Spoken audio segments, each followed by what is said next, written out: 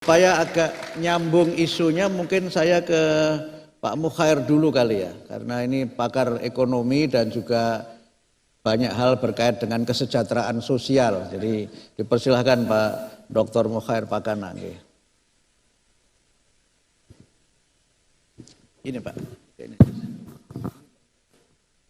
Ini aja nih. Baik, Assalamualaikum warahmatullahi wabarakatuh. Pak Ganjar, Pak Mahfud yang saya hormati, selamat datang. Saya tertarik pada aspek visi. Mungkin ada sebuah diksi dalam visi Bapak tentang negara maritim. Jadi menuju Indonesia unggul, gerak cepat mewujudkan negara maritim yang adil dan lestari. Kalau tidak salah seperti itu. Tapi sayang sekali, ketika di dokumen pendahuluan, Bapak di dokumen itu tidak menyentuh sama sekali 5 problem kebangsaan tentang negara maritim. Tidak ada kalimat itu. Kalau bisa revisi segera. Yang kami dapatkan hanya pada misi yang ke-6. Dan itu pun juga submisi. Ekonomi hijau dan ekonomi biru disatukan. Dan setelah saya baca elaborasi paslon 3 ini tentang misalnya illegal fishing, tentang pemanfaatan sumber daya maritim, itu tidak ada. Sampai mungkin batas-batas wilayah. Bayangan saya ketika membaca itu pasti akan menjelaskan tentang negara maritim yang akan unggul. Itu sama sekali tidak ada. Sangat singkat sekali, tidak detail. Kemudian yang kedua itu ini mungkin khusus untuk Pak Ganjar, Pak Mahfud. Karena pernah memimpin Jawa Tengah 2 periode. Maaf, tentang kemiskinan, dan ini sudah seringkali diungkap. Di dokumen ini ada bahwa obsesi paslon 3 ini akan menekan angka kemiskinan menjadi 2,5%.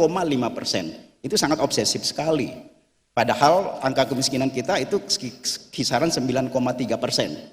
Bahkan yang lebih obsesif lagi adalah akan menekan angka kemiskinan ekstrim 0%. Pak Ganjar yang saya hormati, ketika memimpin periode pertama, Bapak hanya mampu menekan 420.000 kemiskinan di Jawa Tengah. Bahkan maaf, lebih parah lagi di periode kedua, hanya mampu menekan kemiskinan 80.000 orang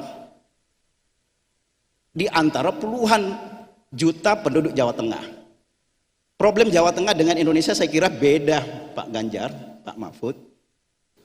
Nah, ini perlu dielaborasi karena sangat mimpinya sangat tinggi gitu ya. Kemudian Terakhir ya. Terakhir tentang IKN aja.